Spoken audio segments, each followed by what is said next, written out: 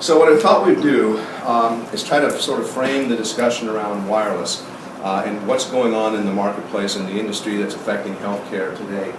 And what's really happening is we're seeing the demand for wireless just growing exponentially.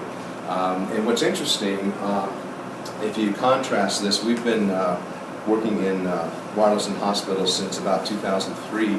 And if I go back 5 or 6 years ago, the whole wireless industry was really about outside the buildings, outside the hospital. When you talk about cell phones and that sort of thing, nobody was really worried about the inside the building.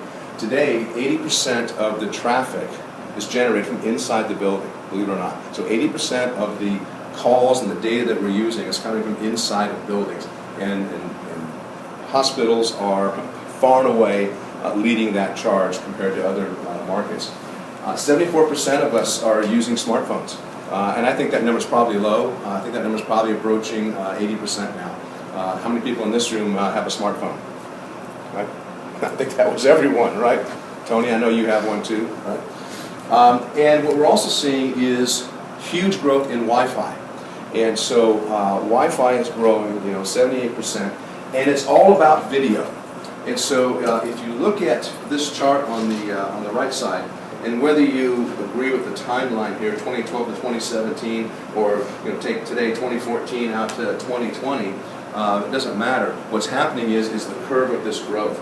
And this is all about data. So wireless today is all about data, and it's being fueled by video, video being the largest consumer of data.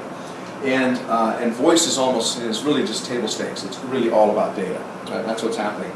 And we also know that over 51% of the hospitals are planning to invest in smartphone types of applications and solutions. And when I say smartphone, I'll extend that into tablets, right, as well.